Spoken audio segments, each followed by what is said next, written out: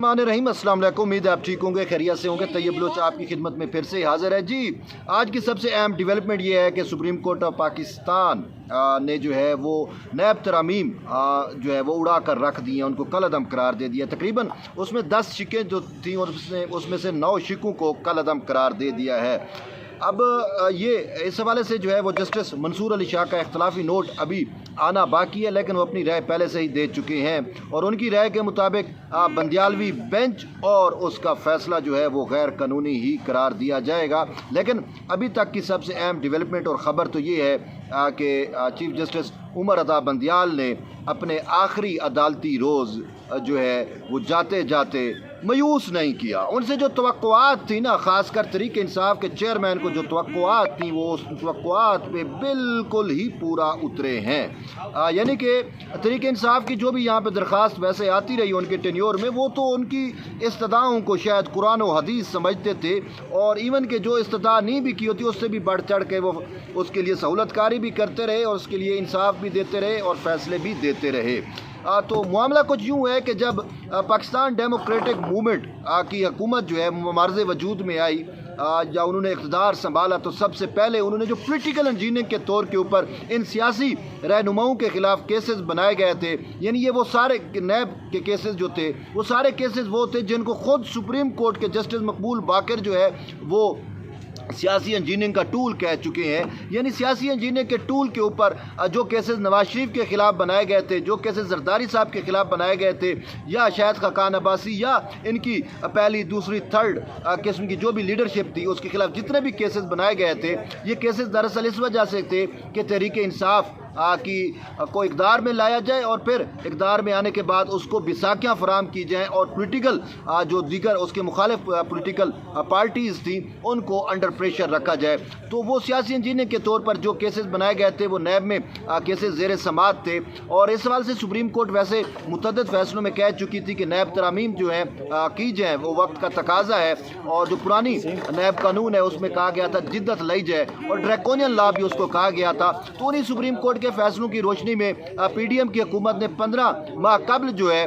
वो तरामीम की, कानून साजी की और उस कानून साजी को तहरीक इंसाफ के चेयरमैन इमरान खान ने सुप्रीम कोर्ट में बुनियादी इंसानी हकूक़ की खिलाफ वर्जी करार देकर और इवन के खिलाफ शरीयत करार देकर सुप्रीम कोर्ट में चैलेंज किया। तो चीफ जस्टिस उमर अता बंदियाल ने उसके ऊपर अपना 3 रुकनी बेंच बनाया जिसमें 2 हम ख्याल जजेस थे, इमरानदार जजेस थे, यानी कि चीफ जस्टिस उमर अता बंदियाल और जस्टिस इजाजुल हसन, और उनके साथ जो है वो एक आज़ाद ख्याल जज जो है जो आप कह सकते हैं इंडिपेंडेंट जस्टिस मंसूर अली शाह जो है। तकरीबन 15 माह इस मामले पर मुसलसल समातें हुई और 54 समातें इसकी हुई और 5 सितंबर को इस पर जो है समातें मुकम्मल करके फ़ैसला महफूज किया गया था और आज वो फ़ैसला उमर अता बंदियाल ने जाते जाते वो फ़ैसला सुनाकर जो है वो अब लाहौर की तरफ चले गए हैं। शायद सासू माँ के कदमों में बैठेंगे और कहेंगे कि मैंने आपको भी मायूस नहीं किया और आपके क्रश को भी मायूस नहीं किया। तो बंदियाल साहब तो लाहौर चले गए, लेकिन उन्होंने सियासी इंजीनियरिंग के तहत जो सारे के सारे केसेस बनाए गए थे वो केसेस बहाल करके जो है वो चले गए हैं। अब केसेस की बहाली के बाद एक डिबेट छिड़ गई है कि इनका मुस्तकबिल क्या होगा, क्या आया वाकई इनके खिलाफ जो केसेस खुले हैं, नैब तरामीम जो बहाल हुई हैं, क्या वो फ़ैसला सस्टेन कर पाएगा या नहीं कर पाएगा, क्योंकि ये फ़ैसला जो दिया गया है वो 184(3) के तहत दिया गया है। इमरान खान की जो दरख्वास्त थी वो 184(3) के पैराए के अंदर सुप्रीम कोर्ट में सबमिट की गई थी, लेकिन पीडीएम की हुकूमत ने जो है वो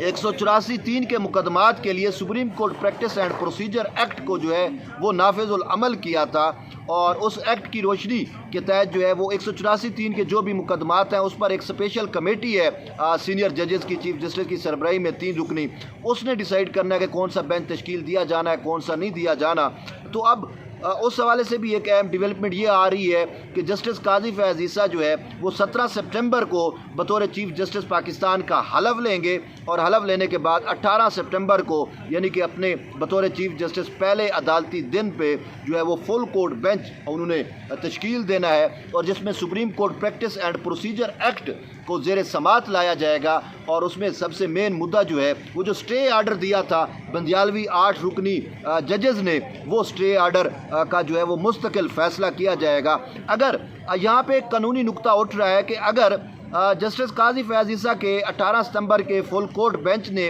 स्टे आर्डर ख़त्म कर दिया supreme court practice and procedure पे, तो फिर ये नैब तरमीम वाले मामले का क्या होगा? इस हवाले से हमें जस्टिस मंसूर अली शाह के जो इख्तलाफी नोट है वो हमें थोड़ी सी रोशनी प्रोवाइड करते हैं। जस्टिस मंसूर अली शाह वाज़े तौर के ऊपर कह चुके हैं कि जब से ये कानून यानी कि supreme court practice and procedure बना है या नाफिजुल अमल हुआ है, उसके बाद से इस बेंच की तश्कील जो है वो गैर कानूनी हो चुकी है।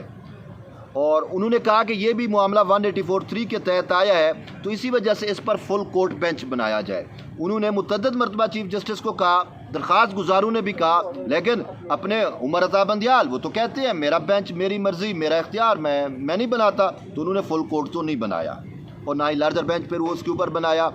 तो ये मामला उन्होंने चलता रहा और उस पर उन्होंने समाअत करके फ़ैसला भी महफूज किया। तो अब सूरत हाल ये पैदा हो जाती है या हो रही है कि 18 सितंबर को अगर हुक्म इम्तना ख़त्म हो गया तो फिर यही है कि 184(3) के तहत जो भी केसेस थे इस लाग आने के बाद, यानी जब से वो supreme court practice and procedure act जो है नाफिजुल अमल है, उसके बाद जितने भी फ़ैसले 184(3) की दरख्वास्तों के ऊपर या मुकदमात पे हुए हैं वो सारे के सारे ख़त्म हो जाएगी, क्योंकि उसमें जो बेंच की तश्कील है वो बेंच की तश्कील गैर कानूनी हो जाएगी। क्योंकि supreme court practice and procedure act पाबंद करता है कि चीफ जस्टिस की सरबराही में जो है वो 2 सीनियर जज जो हैं वो तयन करेंगे कि 184(3) का बेंच कौन सा होना चाहिए। तो इसी वजह से अब नज़र यही आ रहा है कि ये जो बंदियाल साहब ने जाते जाते सहूलतकारी करके गए हैं, जो इमरान खान के लिए जो इमरान खान के बयाने पे स्टैंप लगा के गए हैं करप्शन से मुतल्लिक, तो अब वो मामला जो है वो शायद पीर के रोज़ या मंगल के रोज़ अगले हफ्ते ही ये मामलात ख़त्म हो जाएं और ओवरऑल एक पिक्चर जो है वो वाज़े हो जाएगी। तो इसी वजह से वो लोग जो खुशियां मना रहे हैं कि जी आसिफ अली जरदारी के केसेस रीओपन हो गए हैं, नवाज शरीफ या शरीफ बरादरान के केसेस, तोशा खाना के केसेस और दीगर उनके केसेस बहाल हो गए हैं, या बाकी जो पॉलिटिकल लीडर्स हैं, इवन के निगरान वज़ीर आज़म अनवारुल हक काकड़ का भी जो वॉइस ऑफ बलूचिस्तान से मुतल्लिक केस है भी वो भी ओपन हो गया है। उनको अब खुशियाँ मेरा नहीं ख्याल मनानी चाहिए, पहले इस मामले को वाज़े हो लेने देना चाहिए कि इसका मुस्तकबिल क्या होगा और किस तरीके से अब आगे मामलात चलेंगे। क्योंकि बंदियाल ने जो करना था वो तो करके जा चुका, वो अब तरीक़ का हिस्सा बन चुका जाएगा, और बल्कि कुछ तो ये कह रहे हैं कि तरीक़ के कूड़ादान में चला जाएगा। लेकिन उसके बाद जस्टिस काजी फैज़ ईसा की जानिब से ये जो फुल कोर्ट जो है बेंच बैठेगा, इसने अब तयन करना है कि पाकिस्तान की सुप्रीम कोर्ट में जो आइनी मैटर्स हैं वो किस सिमत जाएंगे। तो अब हमें नज़र यही आ रहा है कि ये जो लोग खुशियाँ मना रहे हैं और कह रहे हैं कि घबराना नहीं है, नवाज शरीफ के जरदारी के और इनके केसेस बहाल हो गए हैं, उनको भी दिल थाम लेना चाहिए, ज़्यादा खुशियाँ नहीं मनाना चाहिए। और मुझे तो ये सारा का सारी चीज़ें रिवर्स होती हुई नज़र आती हैं। अगर supreme court practice and procedure act बहाल हो गया और उस पर स्टे आर्डर ख़त्म हो गया तो ये बंदियालवी बेंच का ये फ़ैसला भी गैर कानूनी हो जाएगा। तो बहरहाल ये तो